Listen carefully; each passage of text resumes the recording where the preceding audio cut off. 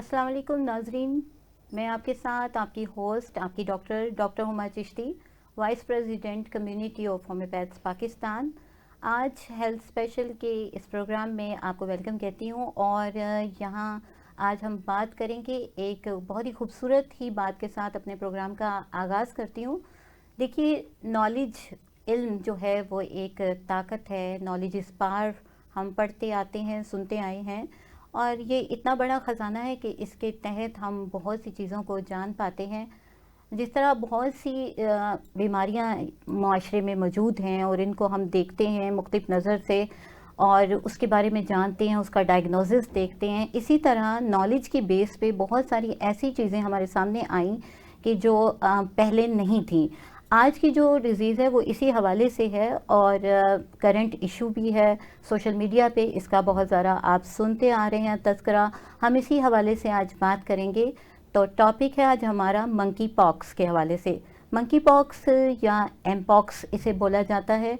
तो हम इसके हवाले से जहां अभी प्रोग्राम स्टार्ट करते हैं और आपको मिलवाते हैं अपने गेस्ट के साथ, गेस्ट डॉक्टर जो हमारे साथ मौजूद हैं स्टूडियो में, उससे पहले थोड़ा सा आपको बताती चलूं कि ये जो मंकी पॉक्स है, अगर हम इसकी हिस्ट्री की बात करें तो 1958 में जो है एक रिसर्च हो रही थी और इस रिसर्च के दौरान पता चला कि जो मंकीज़ इस रिसर्च में यूज़ हो रहे हैं वहाँ पर आउटब्रेक हुआ एक, और उससे पता चला कि वहाँ जो एक बीमारी ने जन्म लिया वो कुछ पॉक्स लाइक यानी स्मॉल पॉक्स लाइक डिजीज़ सामने आई, जैसे चीचक है वो सामने आई और उससे ही होते होते ये चीज़ डेवलप की और फिर जो है बाकायदा तौर पे 2022 में इसका एक केस भी सामने आया।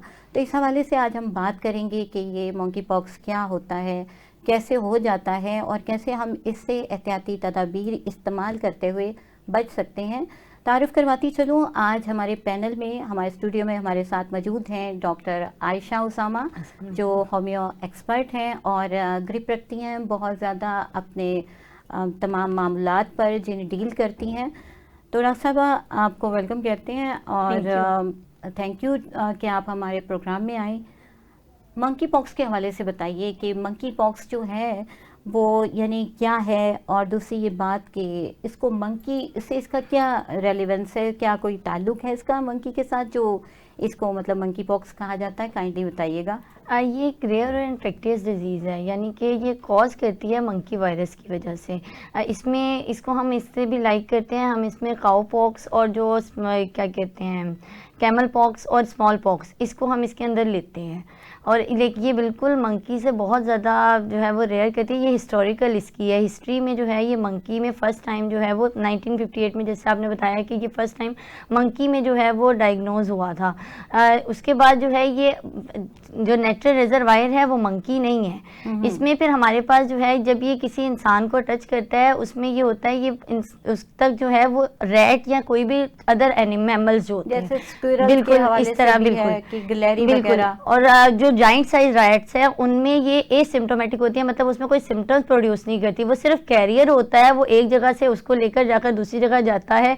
जब आप कोई कंटेमिनेटेड एनवायरनमेंट होता है जहाँ पर वो माउस या वो स्क्विरल जो है वो मूव करती है, वहाँ पर ये जो है वो इजीली इंसानों को जो है वो इन्फेक्ट करना शुरू करता है। अच्छा डॉक्टर साहब, यानी कहने का मतलब ये कि ये एनिमल्स के थ्रू ऐसा हो जाता है, यानी जानवरों जो मैमल्स हैं, बिल्कुल, जो हम बिल्कुल उसमें हमारे पास ज़्यादा आ जाता है। तो यानी कि इंसान से इंसान में इसका स्प्रेड नहीं हो सकता? बिल्कुल होता है, लेकिन इंसान से इंसान में तभी होगा जब वो एनिमल से जो है वो इंसान में कन्वर्ट हो गया है, तब देन उसके बाद जो है वो ह्यूमन टू ह्यूमन ट्रांसफॉर्मेशन है। यानी कि एक इन्फेक्टेड एनिमल जो है, हाँ, अगर वो किसी पर्सन को इफेक्ट करता है उसके बाद जो है वो ह्यूमन जो है वो आगे दूसरे ह्यूमंस को इफेक्ट करता है। Right, very right. तो यानी मंकी पॉक्स जो है उसका ताल्लुक मंकी से है, लेकिन वो प्रॉपरली नेचुरल रिजर्वायर नहीं है, कि जरूरी नहीं है कि जहाँ पे मंकीज होंगे वहीं पर ये बीमारी होगी, ऑथेंटिक रीजन नहीं है। ठीक है।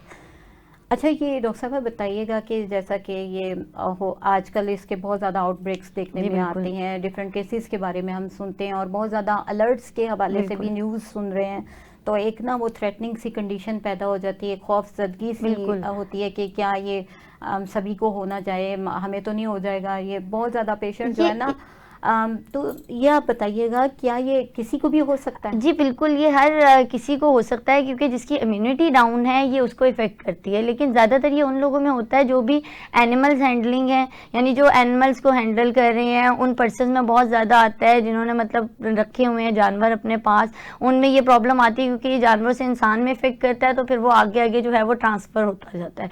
इसके अलावा जो इम्यूनिटी मैंने आपको बताया कमज़ोर होगी, तो वो प्रेग्नेंट वुमेन जो होती हैं उनको बहुत जल्दी ये इफ़ेक्ट करता है। अच्छा। उसमें ये फ़ौरन जो है उनको इफ़ेक्ट कर देता है, और उससे वो आगे से आगे ट्रांसमिशन स्टार्ट हो जाती है। इसी तरह जो हमारे हेल्थ केयर प्रोफेसर्स हैं, यानी हम वो लोग थोड़ी अपनी हाइजीन का ख्याल नहीं करे, ग्लव्स वगैरह अगर मास्क वगैरह का नहीं यूज़ करे, तो उसकी वजह से भी ये आगे जो है वो स्प्रेड हो जाता है। तो ये हर किसी को हो सकता है, लेकिन ये तभी हो सकता है कि अगर हम किसी इन्फेक्टेड पर्सन से क्लोज कॉन्टेक्ट में हैं। सही। हाँ, हैंडशेक्स वगैरह इस तरह की चीज़ों से। सही, यानी कि सिचुएशन कुछ उसी तरह की है बिल्कुल। जैसा कि कोविड लाइक सिचुएशन है। नो, ये कोविड लाइक नहीं है। कोविड बहुत ज्यादा सीवियरिटी की तरफ जाता था, लेकिन अच्छा। ये हमारा एक पुराना वायरस है जिसको हम स्मॉल पॉक्स कहते हैं। उसका सिर्फ उसकी new थोड़ी version एडवांस, है। बिल्कुल थोड़ी उसकी एडवांस जो है ना वो फॉर्म आ गई है। अदरवाइज ये पुराना ही वायरस है जो कि थोड़ा सा चेंज होकर हमारे सामने दोबारा आ ठीक हो गया। यू कैन से नाजरीन कि ये एक वायरल डिजीज़ है, इन्फेक्शियस डिजीज़ है और कंटेजियस भी है। बिल्कुल। कंटेजियस इसलिए कि ये एक से दूसरे को लग जाती है और इसकी वजह से जो है वो फिर प्रॉब्लम ज़्यादा होती है। तो डॉक्टर साहब से जान लेते हैं हम कि क्या वजह होती है या कौन से वो ज़राए हैं कि जिनके ज़रिए मंकी पॉक्स एक दूसरे से हो सकता है।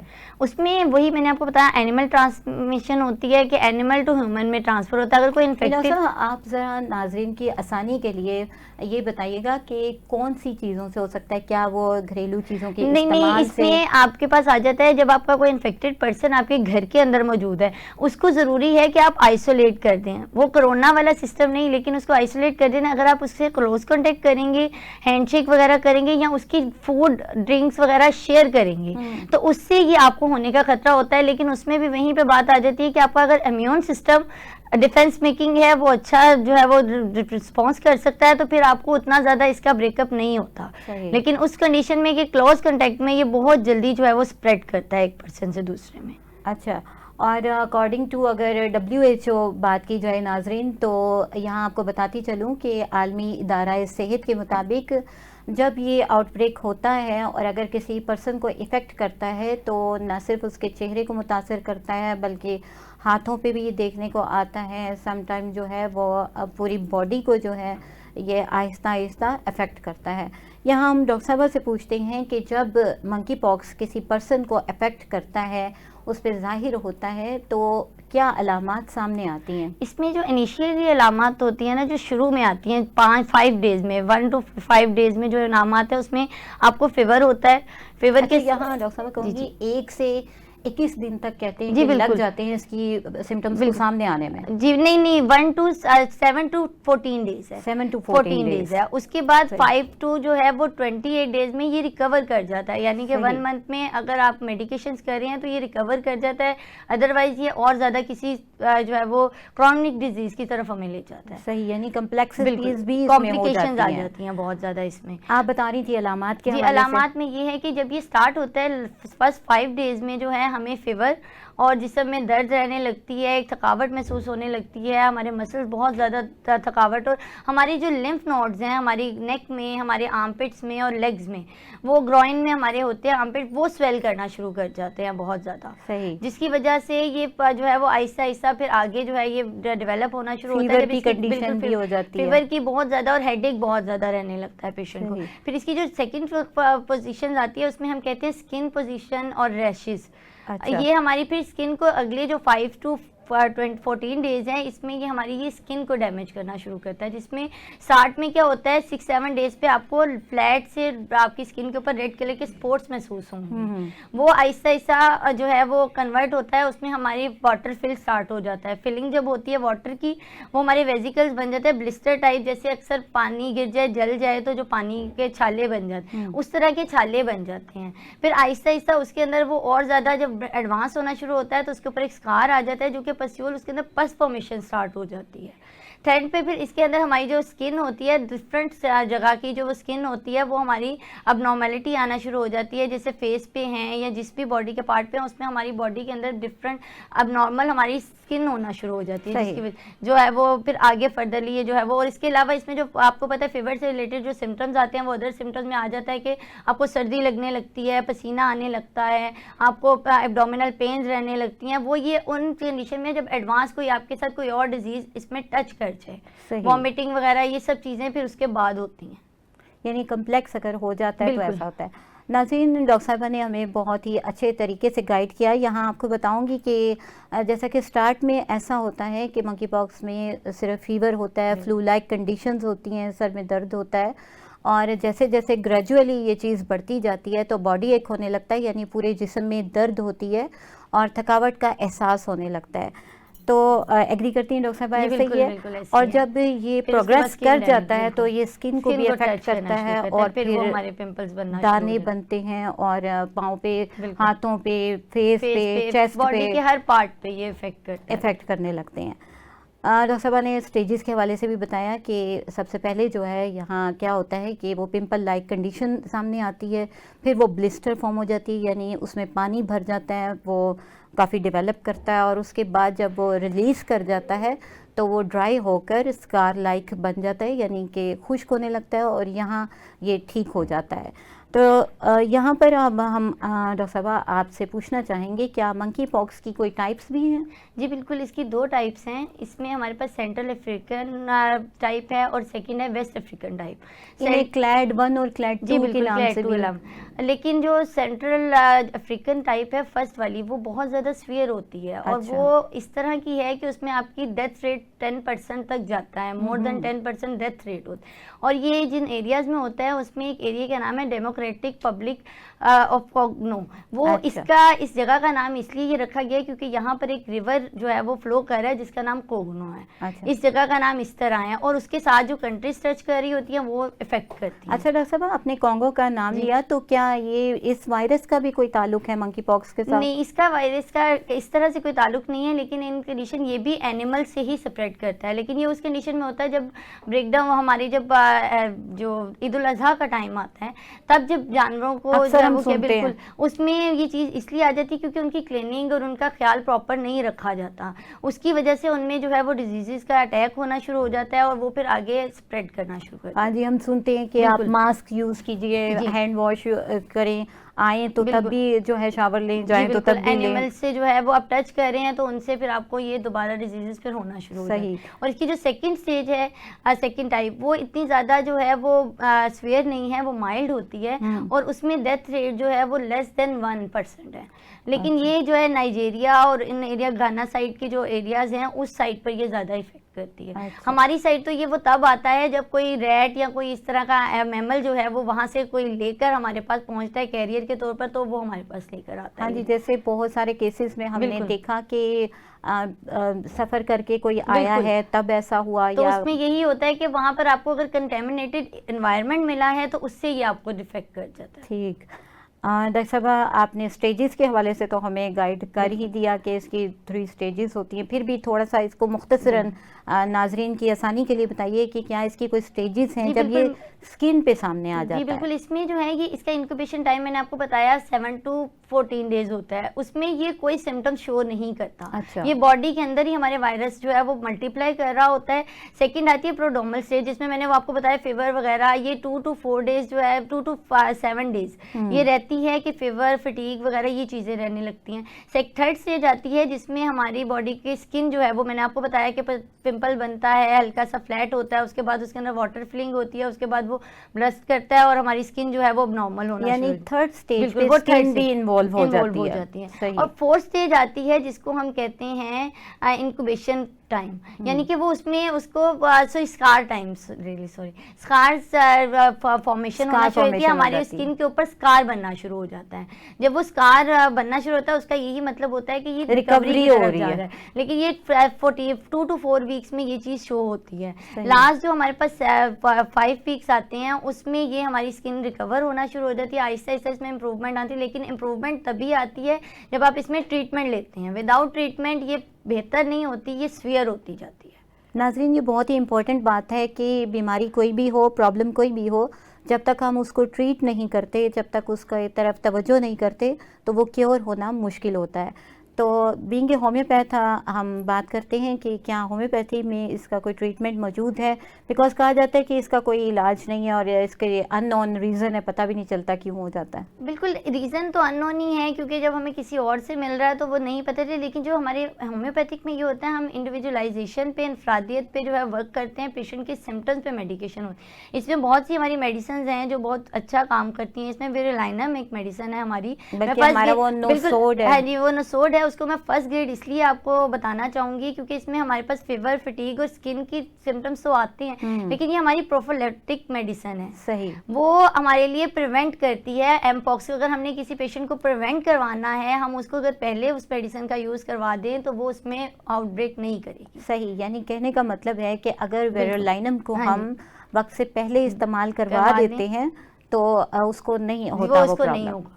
उसके बाद सेकंड नंबर पे सेकंड ग्रेड मेडिसिन आती है वैक्सीनाइनम। वो हमारी ऐसी मेडिसिन है जो कि हमारे फीवर वगैरह को तो रिड्यूस करती है, लेकिन ये हमारी बॉडी में अगर इन्फेक्शन हो रहा है तो उसको बहुत जल्दी जो है वो कवर अप करती है। फीवर वगैरह और रैशेस को बहुत जल्दी कवर अप करती है। बाकी हम अकॉर्डिंगली सिम्टम्स और स्किन सिम्टम्स, हम बहुत सी मेडिसिन हैं, रेस्ट्रॉक्स आ जाती है। इसमें हमारी स्किन में जो सिम्टम्स बने होते हैं, पिंपल्स, उनके अंदर, और मर्क्स और एक बहुत अच्छी हमारी मेडिसिन है जो कि इस पे इन्फेक्शन को बहुत जल्दी कवर करती है।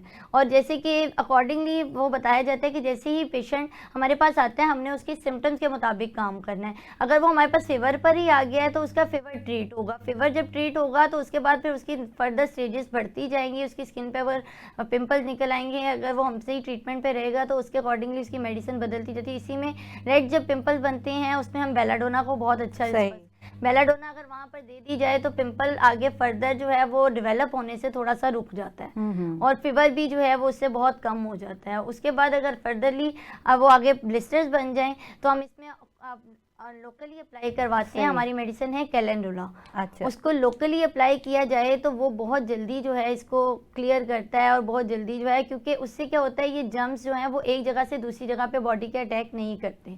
और उसमें वही बात आ जाती है, हम जब आइज़ वगैरह को टच करते हैं या कोई भी चीज़ इस तरह का वर्क करते हैं, उसकी वजह से भी जो है ये स्प्रेड होता जाता है। अगर मंकी पॉक्स किसी को हो जाता है और उसके जो सिम्टम्स हैं वो सामने आते हैं, देन वो स्किन को भी इन्वॉल्व करते हैं, स्किन पे इरप्शंस आ जाती हैं, या आप देखते हैं कि जैसे डॉक्टर साहबा ने बताया कि पिंपल्स हो जाते हैं, ब्लिस्टर्स बन जाते हैं, तो ऐसी सूरत हाल में कौन सी ऐसे प्रिकॉशनरी मेजर्स हैं, कौन सी ऐसी एहतियाती तदाबीर हैं जिन्हें इस्तेमाल करके हम इससे बच सकते हैं? तो जानते हैं डॉक्टर आयशा से।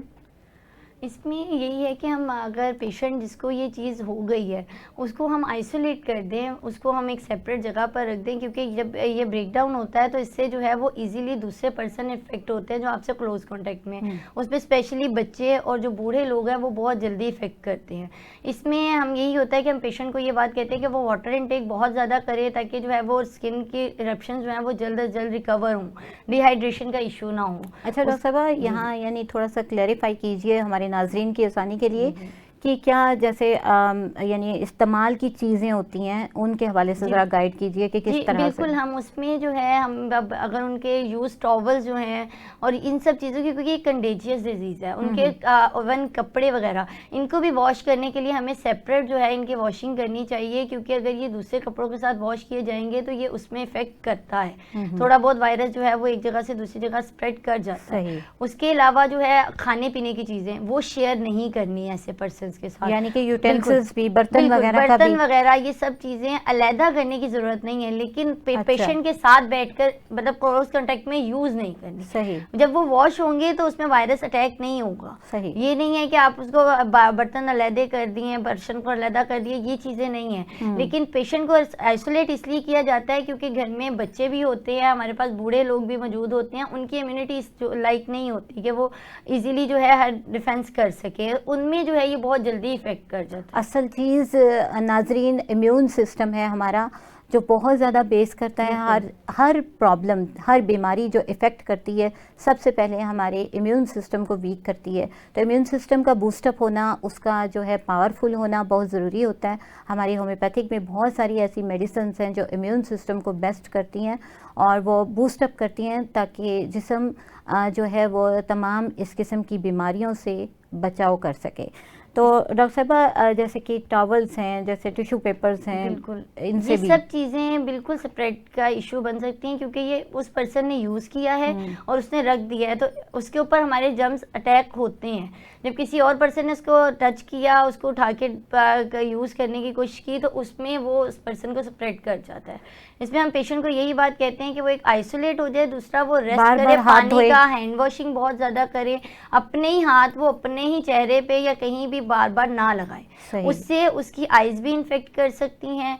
उसके अच्छा, ये बहुत इंपॉर्टेंट पॉइंट आपने बताया कि आइज का भी एक कॉम्प्लेक्सिटी बन जाती है। जब आपका यूज होता है, इसमें कॉम्प्लिकेशन में हमारे पास आ जाता है कि पेशेंट को कंजक्टिवाइटिस का जो है वो इशू होना शुरू हो जाता है। इसको जरा नाज़रीन के लिए आसानी से बताइएगा। हमारे जो कंजक्टिवा है उसकी स्वेलिंग हो जाती है, यानी हमारी आंखों में, बिल्कुल आंखें हमारी अक्सर हम देखते हैं कि आइज रेड हो जाती हैं और उसमें इन्फ्लेमेशन आना शुरू हो जाती है। ये इन्फ्लेमेशन एक आइज की हो जाती है और उसमें कभी कभार विजन ब्लर भी होना शुरू हो जाती है, ये वायरस अगर आइज पे अटैक करे। और कभी कभार ऐसा भी देखा गया है कि ये वायरस की वजह से आइज जो है वो विजन बिल्कुल खत्म भी हो जाती है, लेकिन वो थोड़ी देर के लिए होती है। जब वायरस अटैक खत्म होता है बिल्कुल टेम्परेरी, उसके बाद वो वापस से जो है वो रिस्टोर हो जाती है। सही। तो इसमें बहुत सारे इश्यूज आते हैं। हम अगर नोज में बार बार फिंगर को टच कर रहे हैं या अपने हाथ को बार बार लगा रहे हैं, या बच्चों को जैसे हम प्यार करते हैं, उससे भी बच्चों में तो बहुत जल्दी जो है वो स्प्रेड करता है। उनकी तो इम्यूनिटी इतनी होती ही नहीं है, और जो बच्चों को स्प्रेड करता है उनमें ये आता है उनकी स्किन पे फौरन रैशेस स्टार्ट हो जाते हैं और उनको फीवर वाली कंडीशन हो जाती है। सही। अच्छा डॉक्टर साहबा, अब जैसा कि मैंने आपसे बात की कि स्किन के ऊपर आ जाता है, तो नाज़रीन को बताइएगा कि कोई ऐसी चीज़ हो जो कि उनको सूदिंग इफेक्ट दे, कि स्किन को आराम आ सके, उस वक्त क्या करना चाहिए? इसमें हमारे पास बहुत कुछ आ जाता है। हम इसमें ओट मेल जो बात है वो यूज़ करते हैं। अच्छा। वो पेशेंट के लिए बहुत सूदिंग होता है, उससे उसको इचिंग में रिलीफ होता है, तो ऑटोमेटिकली स्किन डिजीज जो है वो प्रोलॉन्ग नहीं करती, फिर वो जल्द अज जल्द रिकवर हो जाती है। लेकिन इसमें और भी बहुत कुछ आ जाता है, जैसे कि कोई आप लोशन यूज कर लें ताकि आपकी स्किन ड्राई ना हो। स्किन ड्राई होगी तो आपको इचिंग होगी। सही। स्किन ड्राइनेस से रोका जाएगा तो ऑटोमेटिकली आपकी इचिंग नहीं होगी, तो स्किन ज़्यादा जल्दी रिकवर हो जाती है। वो हर टाइप की सिम्टम जो है स्किन के, हर सिम्टम में यही होता है। अगर हम उसको इचिंग, खारिश वगैरह का नहीं करते, उससे वो जल्दी रिकवर कर जाती है।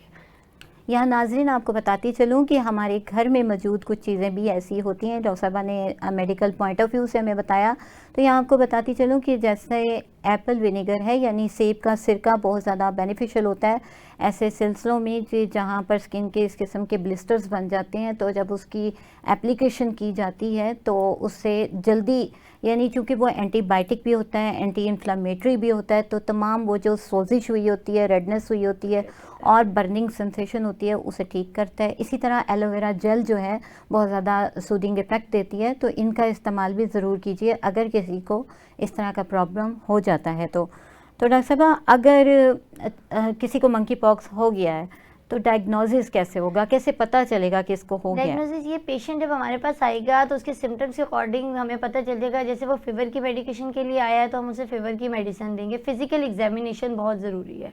अच्छा। फिजिकल एग्जामिनेशन से हमें पता चल जाता है अगर तो स्किन पे कोई रैशेस आ रहे हैं तो हम उसको जो है मंकी पॉक्स, तो तभी हम उसको कहेंगे जब इसमें पानी फिल हो जाएगा, बहुत ज्यादा स्किन पे पिंपल्स बहुत बड़े बड़े। वो स्मॉल पॉक्स जो हैं वो बहुत छोटे साइज के हैं और वो वाटर फिल नहीं है। अच्छा। लेकिन जो है ये वाले, ये जो है ये वाटर फिल्ड होते हैं, बहुत ज्यादा इनमें पानी भरा होता है और बहुत ज्यादा जलन महसूस होती है। तो फिर डेफिनेटली ये पानी जब रिलीज करता है तो जहाँ लगेगा वो वहाँ पर जो है वो पिंपल स्प्रेड ज्यादा होगा, बहुत ज्यादा। तो फिर अपनी ही स्किन भी ज्यादा मुतासिर बहुत ज्यादा हो सकती वही मैं आपको बता रही हूँ, अगर हम अपने हाथ से किसी जगह पे टच कर रहे हैं और उस जगह पे ऐसा नहीं है, सिर्फ इचिंग हो रही है, तो वो वहां पर भी स्प्रेड कर जाए। सही। तो उसमें फिर यही होता है। इसके अलावा हमारे पास लैब टेस्ट आ जाते हैं। हमें जो है वो पेशेंट का जो है वो लैब टेस्ट में PCR करवाया जाता है उनके स्किन के लेजन्स को लेकर, लेकिन ये बहुत ज़्यादा बिल्कुल स्वीयर अगर हो जाए, जब पेशेंट क्लियर नहीं हो रहा तो देन हम इस चीज़ की तरफ जाते हैं। उसमें फिर हमारे पास एक्सरेज भी आ जाते हैं ये चेक करने के लिए कि कहीं पेशेंट का लंग्स जो है वो इसमें इन्वॉल्व तो नहीं करे, क्योंकि मैंने आपको बताया जब ये कॉम्प्लिकेशन में जाता है तो ये चेस्ट इन्फेक्शन भी कॉज कर देता है। अच्छा, तो अक्सर अगर पेशेंट कभी चेक करवाने में लेट हो जाए या डॉक्टर के पास किसी फिजिशियन के पास पहुंचने में लेट हो जाए तो कभी कभार चेस्ट भी जो है वो इफेक्ट कर देती है, जिसमें ब्रोंकाइटिस का इशू हो जाता है, हमारे ब्रेन में मेनिंजाइटिस का इशू हो जाता है, उसमें हमारे ब्रेन की जो लेयर है उसमें स्वेलिंग आनी शुरू हो जाती है के हवाले से उसमें हमारा ब्रेन जो है वो स्वेल कर जाता है। अच्छा, उसमें इन्फ्लेमेशन आना शुरू हो जाती है इंसेफ्लाइटिस में, यानी इतना ज्यादा ये तब थ्रेटनिंग ये हो जाके सकता बिल्कुल है। ये थ्रेटनिंग उस कंडीशन में अगर आप ट्रीट नहीं करें, वही बात मैं फिर करूंगी कि रिस्क फैक्टर डेथ तक हो सकती है, लेकिन अगर कोई क्रॉनिक डिजीज कोई सीवियर डिजीज के साथ टच कर जाए तो। ठीक। नाज़रीन, डॉक्टर साहब ने बताया कि ये जो मंकी पॉक्स है इसका अगर देखा जाए तो ये इतनी ख़तरनाक कोई बीमारी नहीं है, कोई ऐसा मसला नहीं है कि जो जानलेवा हो सके, लेकिन अगर आप इसको ट्रीट नहीं करते हैं या इसकी तरफ तवज्जो नहीं देते हैं और इसको कम्प्लेक्स होने देते हैं और ये स्प्रेड करने लगता है, आपके स्किन को इन्वॉल्व करता है, आपकी आँखों को मुतासिर कर चुका है और फिर आपके ब्रेन को भी मुतासिर करता है, तो डेफिनेटली ये जानलेवा हो सकता है। अच्छा डॉक्टर साहब, यहाँ आप बताइए क्या ये खुद ही से भी बेटर हो जाता है? नहीं, ये आहिस्ता आहिस्ता मैंने आपको बताया ट्रीटमेंट लेना पड़ता है। जैसे फीवर है ना, उसका हम घर में कर लें अगर ट्रीटमेंट, वो फीवर थोड़ी देर के लिए रिड्यूस हो जाएगा, लेकिन प्रॉपरली अंदर से ख़त्म नहीं होगा, क्योंकि वायरस तो इंटरनल बॉडी में मौजूद है। सही। जो आहिस्ता आहिस्ता मल्टीप्लाइज कर रहा है और वो बढ़ता जा रहा है और फिर वो आहिस्ता आहिस्ता अपने सिम्टम्स जो है वो अपीयर करता जा रहा है। अगर हम इसको खुद ब खुद ठीक होने के लिए छोड़ें तो वो वही बात है कि ये फिर कोई ना कोई क्रॉनिक डिजीज साथ ले लेता है।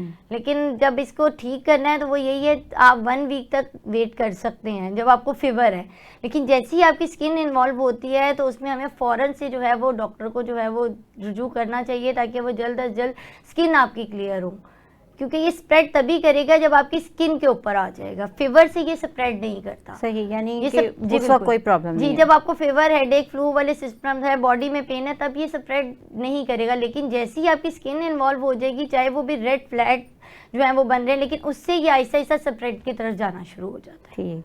यहाँ नाज़रीन आपको एक बात बताती चलूँ कि चूँकि ब्लड में जब शामिल हो जाती है कोई चीज़, वो स्किन पे फिर सामने आती है और यहाँ पर हमारी मेडिसिन बहुत अच्छा काम करती है। पायरोजीनम एक मेडिसिन है, मेरे जहन में आ रही है तो आपसे शेयर करती चलूँ कि वो ब्लड की बहुत अच्छी टॉक्सिफायर है कि वहाँ से जहरीले मवाद जितने भी होते हैं उनको ब्लड से साफ़ कर देती है, प्योरीफाई कर देती है और पेशेंट की जो क्योर जो रेशो है वो अच्छी होने लगती है। डॉक्टर साहब, आप बताएं हमें कि ये जो मंकी पॉक्स है ये किन लोगों में होने के ज़्यादा चांसेस होते हैं? ये मैंने आपको पहले भी बताया है, ये उन लोगों में ही ज़्यादा होता है जिनका इम्यून सिस्टम डाउन है। अच्छा। इम्यून सिस्टम कम है, उसमें फिर बच्चे इन्वॉल्व हो जाते हैं, बूढ़े लोग इन्वॉल्व हो जाते हैं, और जो किसी इन्फेक्टेड, बिल्कुल प्रेग्नेंट वुमेन भी, और इसके अलावा जो कोई इन्फेक्टेड पर्सन के क्लोज कॉन्टेक्ट में है। सही। या जो क्रॉनिक इलनेस का अगर कोई शिकार है तो उसमें भी बिल्कुल, यानी जो इसको एड्स या हेपेटाइटिस इस तरह की कोई ऐसी डिजीज है जो कि बहुत ज़्यादा इम्यून सिस्टम को डाउन कर देती है, डायबिटीज़ आ जाता है उसमें काफ़ी अरसे से, यानी मेडिकेशन पे हो कोई पर्सन, उसमें हाइपरटेंशन भी आ जाता है कभी कभार, वो भी इम्यूनिटी को डाउन कर देता है, जिसकी वजह से पेशेंट जो है इससे इजीली जो है वो इन्फेक्टेड पर्सन के, लेकिन तभी आएगा जब इन्फेक्टेड पर्सन के क्लोज होगा। अदरवाइज ये एनवायरनमेंट से उसी सूरत में होता है, अगर आपका कोई एनवायरनमेंट कंटेमिनेटेड है, किसी ऐसी जगह पर इन्फेक्टेड एनिमल या इन्फेक्टेड पर्सन ने उस जगह पर हाथ वगैरह लगाए हैं या कोई चीज़ उसने यूज़ की है, देन ये अगले पर्सन को स्प्रेड करता है। अच्छा डॉक्टर साहब, यहाँ बात हो रही है मंकी पॉक्स के हवाले से, तो आपसे पूछना चाहूँगी कि कोई ऐसी डाइट जो कि जैसे आपने इम्यून सिस्टम के हवाले से बार बार बात की कि इम्यून सिस्टम जो है वीक हो जाता है, तो कौन सी ऐसी चीज़ें उस दौरान इस्तेमाल करनी चाहिए मंकी पॉक्स हो जाए तब भी, और बूस्टअप करने के लिए इम्यूनिटी को कौन सी ऐसी ग़िज़ाएं जो हम इस्तेमाल करें तो बेटरमेंट आ जाए? उसमें यही है कि आप ऐसी चीज़ों का इस्तेमाल करिए जो आपकी स्किन को इरिटेट ना करें। लाइक आप फ्रूट्स का इस्तेमाल ज़्यादा से ज़्यादा करें, फ्रेश वेजिटेबल्स जो हैं, फ्रेश जूसेस ले सकते हैं। इसके अलावा जो है आपको अगर घर में पानी का इंटेक बहुत ज़्यादा रखना है ताकि आपकी स्किन जो है वो ड्राई ना हो, यानी ऐसी चीज़ों का इस्तेमाल, इसमें हमें चुकंदर का जो जूस है वो बहुत अच्छा वर्क करता है कि वो आपकी स्किन को भी सूद करता है और आपके इम्यून सिस्टम को भी बूस्ट अच्छा डॉक्टर करता साहब, है। उसमें कहा जाता है कि उसमें चंद एक ड्रॉप्स अगर लेमन के ऐड कर लिए बिल्कुल, जाएं वो बहुत अच्छा इफेक्टिव, क्योंकि वो फिर हमारे गले के लिए बहुत अच्छा हो जाता है कि वो हमारे सही। गले में इन्फेक्शन अगर मौजूद है, जैसे अगर सोर थ्रोट की कंडीशन इसके साथ हो रही है, वो उसको बल्कि कवर अप ये कर भी देता है। देखने में आता है कि सम टाइम मंकी पॉक्स के साथ सोर बिल्कुल, थ्रोट भी बहुत देखा ज़्यादा गया हो है। जाता है, क्योंकि वो क्या होता है, हमारी डाइट में काफ़ी फ़र्क आ जाता है। दूसरा, इन्फेक्शन हमारे मुँह से हम जब कोई चीज़ खाते हैं तो ज़ाहिर-सी बात है वो स्प्रेड करके हमारे गले तक चला जाता है। तभी वो हमारे ब्रोंकाइटिस को जाकर जो है वो बिल्कुल। इफ़ेक्ट करता है। यहाँ बात से एक पॉइंट सामने आता है कि डॉक्टर साहबा ने बात की कि थ्रोट से, और देखिए जब फिर एक और तरीका है इसके स्प्रेड का कि जब हम बात करते हैं और जब स्नीजिंग होती है तो थ्रू रेस्पिरेशन भी जो है ये चीज़ होती है कि छोटे छोटे पार्टिकल्स होते हैं जो कि इसको फैलाने का सबब बनते हैं। तो इस दौरान में एहतियात करनी चाहिए। अगर कोई इन्फेक्टेड पर्सन है तो उसको चाहिए कि वो जो है नैपकिन का इस्तेमाल करे, हैंकरचीफ को यूज़ करे, टिश्यूज़ का इस्तेमाल करे और अपने ड्रॉपलेट्स को जो है वो इधर से उधर स्प्रेड नहीं होने दे दूसरों की वेल विशिंग के लिए। तो डॉक्टर साहबा, आपसे पूछना चाहेंगे कि वैसे तो बहुत सारी इसके ऊपर बिल्कुल। डिस्कशन हमारी हो चुकी और टॉपिक कोई इतना बड़ा नहीं था आज का, लेकिन ये कि मंकी पॉक्स के हवाले से आप फर्दर कोई ऐसी गाइडलाइंस देना चाहें कि हमारे नाजरीन के लिए बेनिफिशियल हो, वो ये समझ सकें कि ये प्रॉब्लम जो है अगर हो जाती है तो उसको घर में कैसे ट्रीट करना है, और अगर घर में आप ट्रीट नहीं कर पा रहे हैं और वो आपकी अब यानी कि काबू से बाहर होती जा रही है तो उस टाइम क्या करना चाहिए? उसमें ये है गाइडलाइन में, वही मैंने आपको बताया, पेशेंट को पानी का इंटेक ज़्यादा करना है, डाइट जो है उसमें फ्रूट्स वगैरह का इंटेक करें। उसके अलावा पेशेंट रेस्ट करे, जितना ज़्यादा रेस्ट कर सकता है। ओटमील बाथ जो है वो सूथिंग है, वो एक यूज़ किया जा सकता है, और जैसे आपने विनेगर का बताया उसका यूज़ जो है वो बहुत अच्छा रहता है। इसके अलावा आप जो है अगर ये हमने देखना है, हमने किसी और पर्सन को यानी जो इन्फेक्टेड नहीं है हमने उसको गाइडलाइन देनी है, तो उसमें ये है हम उस पर्सन को ये कहते हैं कि ऐसे पर्सन के क्लोज कॉन्टेक्ट में ना जाए। सेकेंडली जो है वो मास्क वगैरह जो अपने लिए सेल्फ हाइजीन जो अब आपके इक्विपमेंट्स हैं उनको यूज़ करें, ग्लव्स का। और अगर आपने ऐसे, क्योंकि हमारे अक्सर जो है वो मेडिकल वाले जो है वो इन चीज़ों को बॉदर नहीं करते और वो ऐसे ही जो है इन पेशेंट्स को डील करते हैं।